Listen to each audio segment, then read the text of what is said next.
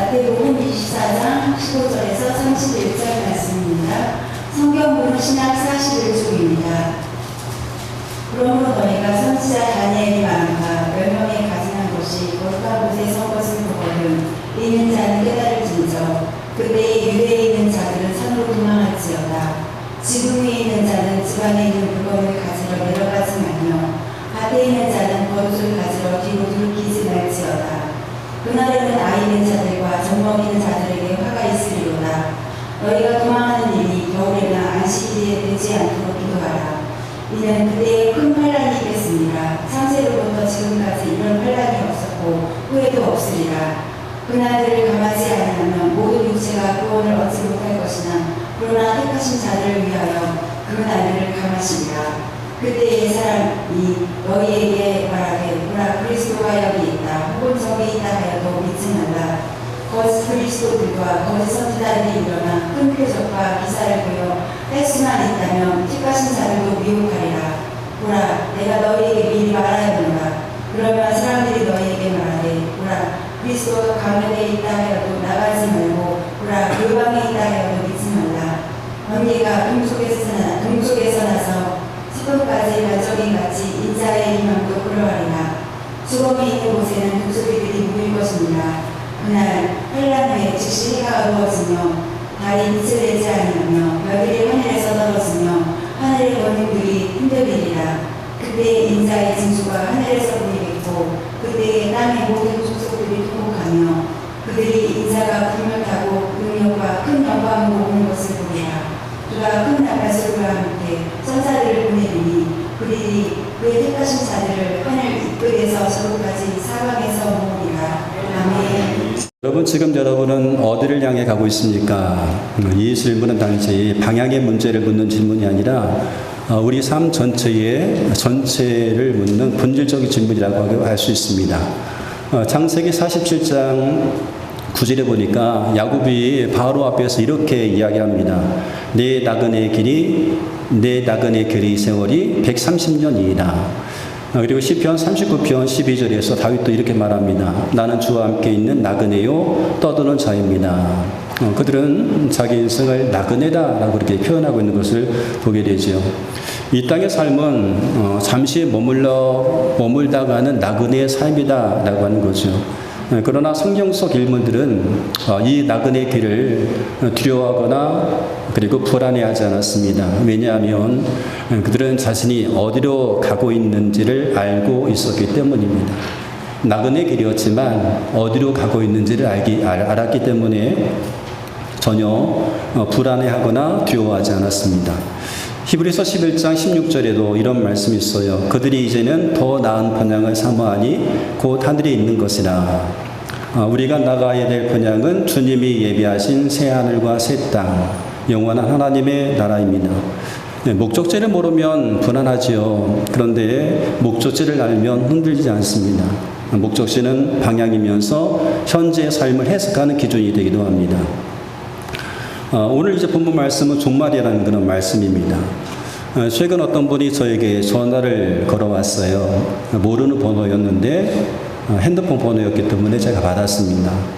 받으니까 교회를 방문했다가 주보를 보고 주보에 나와 있는 그 번호를 가지고 저에게 전화했다고 하면서 목사님이시냐고 물었습니다. 제가 그렇다고 하니까 대뜸 이렇게 말을 합니다. 목사님, 지금 전 세계적으로 은행이 없어지고 있습니다. 알고 계십니까? 저는 전혀 들어본 적이 없었거든요. 잘 모르겠습니다. 저는 신경 쓰지 않습니다. 라고 얘기합니다. 계속 얘기하는 거예요. 이 세계 은행이 없어지는데 대비를 해야 됩니다. 라고 그렇게 이야기를 하는 거예요. 이렇게 듣다 보니까 이분이 종말에 대해서 이야기를 하는 것 같아요. 세상 종말에 대해서 이야기를 하는 것 같아서 제가 그분에게 물었어요. 성도님, 혹시 두려우십니까?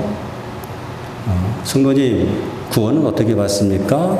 하니까 이분이 구원받는 것을 알아요. 예수 믿으면 구원받지요. 예수 믿으면 구원받습니다. 라고 그렇게 얘기를 하는 거예요. 그래서 제가 그분에게 그렇게 말씀드렸어요. 그렇다고 한다면 은행이 사라진다고 해서 무슨 은행이 사라져도 어떻습니까? 은행이 사라져도 어떻습니까? 근데 이분이 은행이 사라지게 되면 먹고 사는 문제가 힘들어진다는 거예요. 하나님이 지켜주시는데 은행이 사라져도 하나님께서 지켜주실 텐데 뭐가 두려우십니까? 그저 하루하루를 그냥 하나님 말씀 안에서 성실하게 살아가면 되는 것 아니겠습니까? 라고 그렇게 얘기했더니 이분이 갑자기 저에게 막 화를 내면서 그래도 목사님은 알고 성도에게 가르쳐 줘야 된다고 하시며 손을 끌었어요. 여러분, 종말을 준비하는 것이 무엇일까요? 종말을 준비한다고 해서 여러분 가정에 비상식량을 잔뜩 쌓아놓고 피난처를 준비하는 것이 종말을 준비하는 것일까 하는 겁니다. 그렇지 않습니다. 종말을 준비한다는 것은 다른 건 아닙니다. 종말을 준비하는 분들은 오늘 하루하루를 그냥 성실하게 살아가는 겁니다. 말씀에 따라서 충실하게 살아가는 것, 그것이 바로 종말을 준비하는 삶이라고 할 수가 있습니다. 그리고 그것이 하나님께서 우리에게 원하시는 태도라고 할 수가 있지요. 예수님께서 마태복음 24장에서 종말의 징조를 말씀하시면서 두려워하지 마라 라고 말씀하셨어요. 세상이 어떻게 변하든지 하나님의 사랑에서 우리를 끊을 수 있는 것은 아무것도 없습니다. 그냥 두려워하지 말라라고 하시는 거예요. 그러니 종말이나 죽음에 대해서 여러분 두려워하지 않아도 됩니다. 여러분, 죽음이 두렵습니까? 죽음을 두려워하지 않아도 됩니다. 하나님의 사랑에서 우리를 끊어버릴 것은 아무것도 없기 때문에 그렇죠. 우리는 종말을 두려워하는 사람이 아닙니다. 죽음을 두려워하는 사람이 아닙니다. 종말은 우리의 구원이 완성되는 날입니다. 우리의 죽음은 우리의 구원이 완성되는 날입니다. 우리는 그날을 바라보면서 오늘을 성실하게 살아가는 겁니다. 그것이 바로 종말을 준비하는 우리의 믿음이라고 할 수가 있습니다. 그리고 이 종말이 있을 가장 큰 위협은 환난이 아닙니다. 우리를 위협하는 것은 환난이 아니라 미혹입니다. 유혹입니다. 마태복음 24장 21절에서 예수님께서 그때에 큰 환난이 있을 것이라 라고 말씀하셔요. 그런데 예수님은 이 환난보다 더 무서운 것을 경고하십니다. 그것이 바로 미혹입니다. 23절에 보니까 그때 사람들이 너에게 말하되 보라 그리스도가 여기 있다 혹은 저기 있다 하여도 믿지 말라. 거짓 그리스도들과 거짓 산들이 큰 표적과 기사를 보여 할 수만 있으면 택하신 자들을 미혹하게 하리라. 거짓된 이들은 말로만 사람을 미혹하는 것이 아니라 말로만 우리를 속이는 것이 아닙니다. 눈에 보이는 기적과 표적으로 사람들을 미혹시켜서 믿음에서 떠나게 하려고 하는 거죠. 오늘날에도 이런 미혹이 있어요. 복음을 왜곡한 번영신앙, 세속적 성공을 앞세우는 신앙, 사실을 메시아처럼 포장하는 영적 지도자들이 있습니다. 그들은 종말에 대해서 이야기하면서 사람들에게 두려움을 심어주려고 합니다. 종말에 대해서 이야기하면서 그분의 삶을 현실적인 삶을 무가치하게 만들려고 합니다. 가정을 의뢰지 않게 하고 그리고 사회적 책임도 소홀하게 만들려고 합니다. 그러므로 마지막 시기에 가까울수록 이런 것들을 구별할 줄 알아야 됩니다. 만약 어떤 분이 여러분이 찾아가 와서 세상의 마지막이 가까웠다고 얘기하면서 여러분에게 막 두려움을 심어준다든지 세상의 마지막이 가까웠기 때문에 당신이 지금 하고 있는 일은 무가치한 일이요, 당장 기도원에 올라가서 기도만 하고 있으시오, 뭐 이런 식으로 얘기한다라고 한다면 여러분 그 사람은 멀리 하시기 바랍니다. 예수님께서 대환난에 대해서 말씀하셨어요. 21절에 보니까 이는 그때에 큰 환난이 있겠습니다. 창세로부터 지금까지 이런 환난이 없었고 후에도 없으리라. 이 말씀은 복합성을 가지고 있어요. 이 말씀은 예루살렘 멸망에 대한 예언이자 동시에 종말에 있을 환난에 대한 예언의 말씀입니다. 당시 마태복음을 읽었던 이 독자들에게 있어서 예루살렘의 멸망은 아직 이루어지지 않은 그런 사건이었어요. 그런데 우리가 지금 읽는 이 시점에서는 그 사건이 이미 이루어진 과거의 사건입니다. 그래서 15절에서 예수님께서 말씀하신 멸망에 가증한 것은 역사적으로 볼 때에 로마 군대가 예루살렘 성전을 공격하면서 세웠던 깃발이나 전쟁 기구를 의미한다고 할 수가 있습니다. 그래서 로마 군대에 의해서 성전이 AD 70년에 무너지게 됩니다. 파괴되어 버리게 됩니다. 그리고 그 당시 요세푸스의 기록에 의하면 유대인들 110만 명이 죽고 10만 명의 포로가 되었다고 합니다. 근데 이 말씀은 그렇게 과거의 역사적인 사건만 기록한 그런 말씀이 아니라는 거예요. 예수님의 예언은 종말에 있을 환난이라는 말씀이기도 합니다. 이런 관점에서 볼 때에 멸망에 가증한 것은 종말의 시대에 나타날 적그리스도와 반기독교 세력을 상징한다고 할 수가 있습니다. 그럼 여러분, 이 대환란, 큰 환란은 언제 일어날까라고 하는 거예요. 기독교 대한성결교회의 입장에서 제가 설명해 드리겠습니다. 교단마다 약간 다른데 기독교 대한성결교회 입장에서 제가 설명드릴게요. 기독교 대한성결교회는 예수님의 공중 재림과 지상 재림을 믿습니다. 그리고 그 재림은 천년 왕국 전에 이루어지게 됩니다. 그리고 재림은 예수님께서 심판의 주로 이 세상에 다시 오신다는 그런 복음이기도 합니다. 자, 그럼 종말의 순서에 대해서 말씀드릴까요? 종말이 어떻게 다가오는가? 먼저 주님께서 오십니다. 예수님께서 공중 재림하십니다. 예수님께서 공중 재림하실 때에 이 땅에서 믿고 있는 사람들은 들림받아 올라가게 됩니다. 데살로니가전서 4장 16절 말씀 보니까 주께서 호령과 천사장의 소리와 하나님의 나팔 소리로 친히 하늘로부터 강림하시리니 그리스도 안에서 죽은 자들이 먼저 일어나고 그 후에 우리 살아남은 자들도 그들과 함께 구름 속으로 끌어올려 공중의 소수를 영접하게 하시리니 그리하여 우리가 항상 주와 함께 있으리라. 주님께서 공중에 재림하실 때에 먼저 죽은 자들이 부활하고 살아있는 자들도 공중에 끌어올려 주님을 영접하게 합니다. 이것을 우리가 휴거라고 그렇게 이제 말을 하죠. 그 일 이후에 7년 대환란이 있습니다. 7년 동안 대환란의 기간이 있죠. 예수님께서 말씀하셨던 큰 환난을 말합니다. 그러나 예수 믿는 성도는 이것을 경험하지 않아도 되는 거죠. 왜냐하면 이미 휴거되어서 지금 공중에서 혼인잔치를 펼치고 있기 때문에 그러합니다. 그런데 다른 교단들, 무천년설을 주장하는 경우 같은 경우에는, 다른 교단들 같은 경우에는 성도가 7년의 대환란을 통과한다라고 그렇게 이제 말씀하는 그런 교단도 있습니다. 그래도 여러분 걱정할 것이 없습니다. 왜냐하면 하나님께서 택하신 사람들을 위해서 그 날들을 감해 주시기 때문에 그렇습니다. 무슨 말인가 하면 감당할 수 있게 하신다는 거예요. 환란이 있어도 감당할 수 있게 하신다. 하나님께서 택하신 사람들을 위해서 그 날들을 감수해 주시면서 감해 주시면서 감당할 수 있게 하시기 때문에 그렇습니다. 자, 이 7년 대환란이 끝나면 저 그리스도가 출현하게 되고 저 그리스도가 출현한 이후에는 그리스도의 지상 재림이 있습니다. 예수님께서 이 땅에 재림하실 때에 이 땅에 재림하셔서 휴거되었던 성도들과 함께 이 땅에서 천년 왕국을 건설하십니다.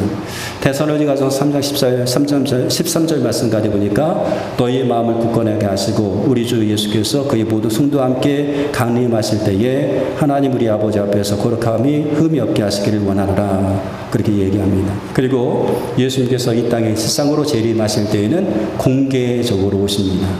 전 세계가 목격하게 되는 영광스러운 강림으로 오시는 거죠. 이때 저 그리스도는 멸망하게 되고 예수님은 심판의 주님으로 오십니다. 우리가 읽었던 말씀 가운데 시체가 있는 곳에 독수리가 보일 것이다 했던 이 말씀은 심판의 확실성에 대해서 이야기해 주는 말씀이라고 할 수가 있습니다. 그리고 그들을 이어서 사단의 결박, 천년왕국, 사단의 석방, 마귀의 전제, 악인의 부활과 최후 심판, 사망, 음부의 멸망, 신천, 신지 등의 사건으로 종말이 진행됩니다. 이것은 기독교 대한성결교회 입장에서 말씀드렸어요.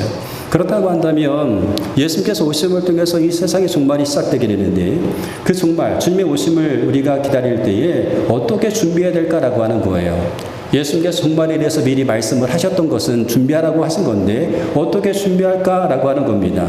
어떻게 준비해야 됩니까? 깨어 있으라는 거예요. 종말이 다가오고 있으니까 깨어 있어라. 데살로니가전서 5장에 말씀해 보면 그러나 형제 여러분은 어둠 속에 있지 아니하므로 그날이 여러분에게 도둑과 같이 덮치지는 않을 것입니다. 여러분은 모든 빛의 자녀요 낮의 자녀입니다. 우리는 밤이나 어둠에 속한 사람이 아닙니다. 그러므로 우리는 다른 사람들처럼 잠자지 말고 깨어 있으며 정신을 차립시다. 다른 사람들처럼 잠자지 말고 깨어 있으며 정신을 차리자라고 그렇게 말합니다. 우리가 종말을 어떻게 준비해야 됩니까? 깨어 있으라는 거예요. 깨어 있으라.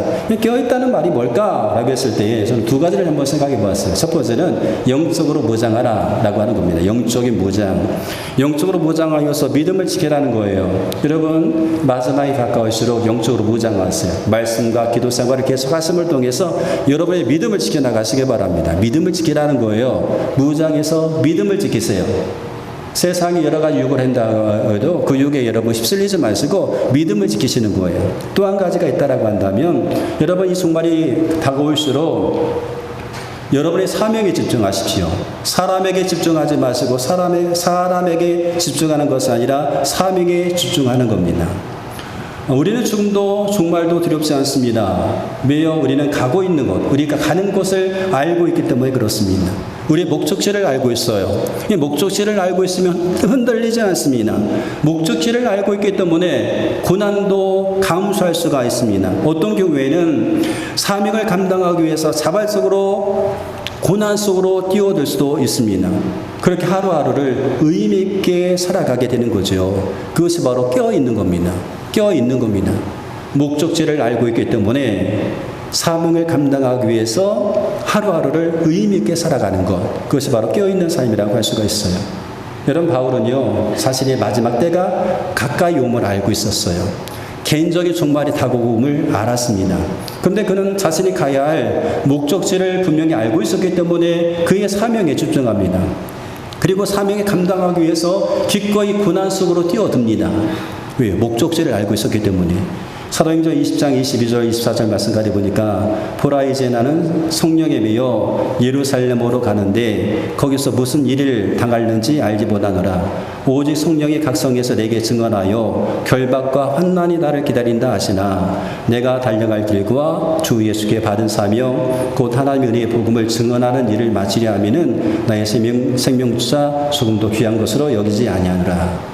디모데후서 4장 6절 8절에서도 그는 종말을 의식하면서 이렇게 말을 합니다. 선한 싸움을 싸우고 달려갈 길을 마치고 믿음을 지켰다라고 고백합니다. 요한계시록 12장 11절에 나온 순교자들도 목적지를 알고 있었기 때문에 자기의 생명을 아끼지 않고 사명을 감당할 수가 있었습니다.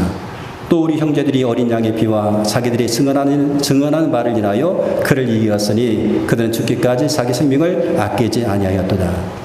여러분, 종말에 대한 분명한 인식은 삶을 회피하게 만들지 않습니다. 종말이 다가오기 때문에 삶 다 포기할 거야. 뭐 가정도 필요 없어, 직장도 필요 없어, 뭐 학교도 필요 없어. 그렇게 하는 것이 아닙니다. 삶을 회피하지 않습니다. 종말이 다가온다고 해서 사명을 멀리하지 않습니다. 오히려 마지막 때가 있음을 알기 때문에 분명한 삶의 목표를 가지고 삶의 목적을 가지고 하루하루를 의미 있게 살아갑니다. 그것이 바로 종말을 준비하는 사람이라고 할 수가 있어요. 나의 종말이 있음을 알기 때문에 나의 분명한 삶의 목적을 가지고 삶을 의미 있게 살아가는 거죠. 그리고 그렇게 살아가는 사람이 참으로 복 있는 사람이에요. 목적이 이끄는 삶을 사는 분은 참으로 복된 사람이라고 할 수 있어요. 왜냐하면 목적이 있기 때문에 삶을 의미 있게 살아가거든요.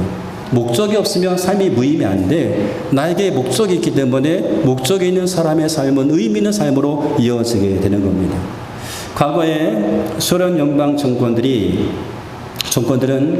반체제 인사들이나 중앙 범죄자들을 시베리아 땅으로 보내어서 심한 노동을 시켰다고 합니다. 혹독한 주의와 결핍된 영향 속에서 노동하는 것은 매우 고통스러운 일이었습니다. 하지만 노동보다 더 고통스러웠던 것은 의미 없는 노동이었습니다. 노동보다 더 고통스러웠던 것은 의미 없는 노동이었다. 어느 날 죄수들은 무거운 짐을 이제는 이쪽에서 저쪽으로 옮겨 놓으라는 그런 임무를 받게 됩니다. 무슨 목적으로 하는지는 알지 못했어도 최소한 짐을 이곳에서 특정 장소로 옮겨야 될 그런 목적은 있었어요. 그래서 그 목적에 따라서 짐을 옮겨 놓았습니다. 그런데 그 다음날 또 지시를 하는데 옮겨 놓았던 그 짐을 또 다시 원래 자리로 옮겨 놓으라는 거예요. 뭔가 이유가 있겠지라고 죄수들이 생각하고 자리를 또 옮겨 놓은 거예요. 또 그 다음날 일이었는데 또 그것을 또 옮겨 놓으라는 거예요. 옮겨 놨던 자리로 옮겨 놓으라는 겁니다. 어떤 질문도 할 수 없었고 어떤 이유도 알려주지 않았습니다. 무슨 영문인지 잘 몰랐습니다. 뭐 착각이었는가 실수였는가 그래 생각했지만 알 수가 없었어요.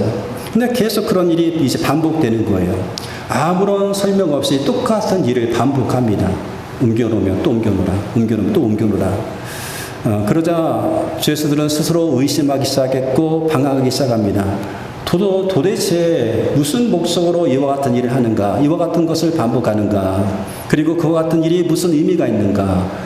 그들로서는 알 수 있는 도리가 없었어요. 그러자 그들은 의욕을 상실하게 되었고 노동의 의미는 물론이거니와 삶의 의미도 서서히 잃어가게 되었습니다. 그 결과 그들에게 찾아온 것은 무기력증, 우울증, 질병과 자살이었습니다. 아무 목적이 없는 노동은 아무런 의미가 없었고 아무런 의미가 없는 노동은 곧 정신적인 자살로 이어지게 되었다는 거죠. 어쩌면 이것이 그들에게 가진 가장 혹독한 형벌의 방법이었을 수 있습니다. 근데 이와 반대되는 이야기가 있어요.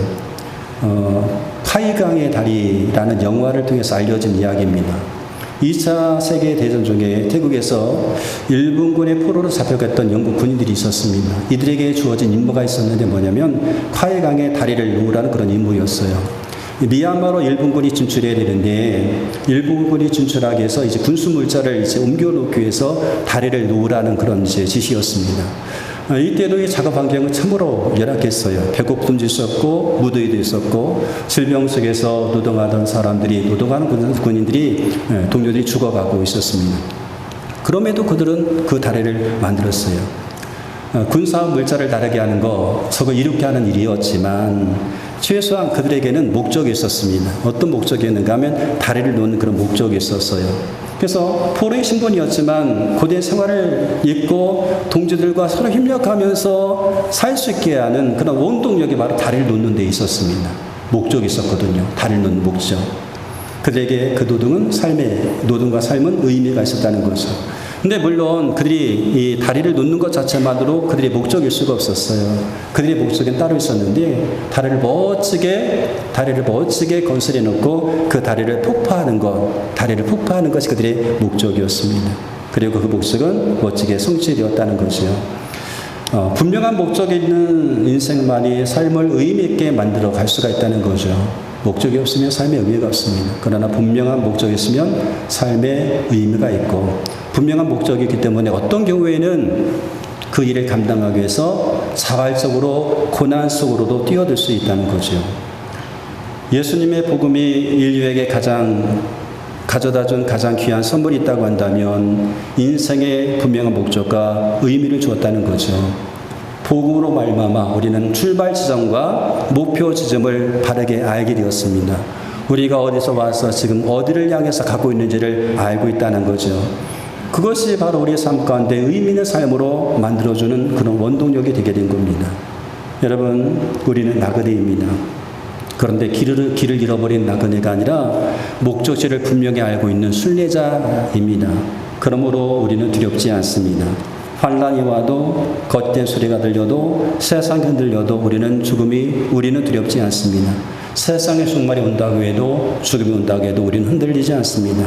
우리는 누가 다시 오시는지 우리가 어디로 가고 있는지를 알고 있기 때문에 그렇죠. 목적지를 알고 있기 때문에 그러합니다. 예수님께서 우리 가운데 중보를 말씀해 주신 이유가 바로 여기였어요. 24장 25절에 보니까 보라 내가 너에게 미리 말하였노라. 예수님께서 종말의 징조와 예수님의 재림과 환난에 대해서 미리 말씀해 주셨어요.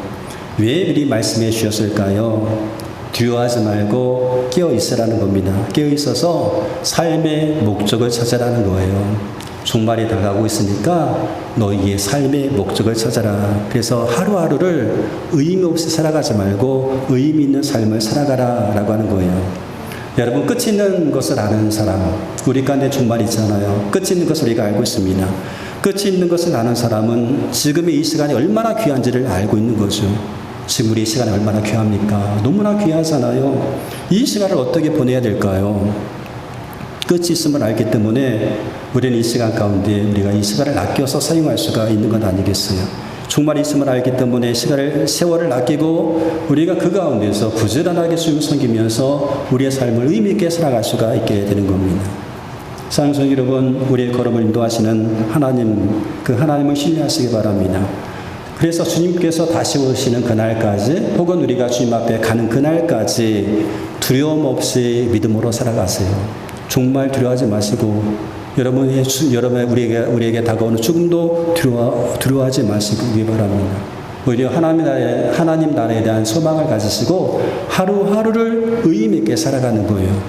종말이 있음을 알기 때문에 분명한 목적을 가지고 하루하루를 의미 있게 살아가는 것, 그래서 하나님께서 우리 가운데 원하시는 것입니다. 우리의 삶의 목적이 분명하다면 우리는 흔들리지 않습니다. 우리의 사명에도 흔들리지 않습니다. 사명에 집중할 수 있게 됩니다. 아무쪼록 그렇게 살아가심을 통해서 주님께서 오시는 그날, 혹 우리가 주님 앞에 가는 그날, 마라나타 주 예수의 오시옵소서라고 주님을 기쁘게 맞이하는 저와 여러분 되시기를 주 이름으로 축복합니다.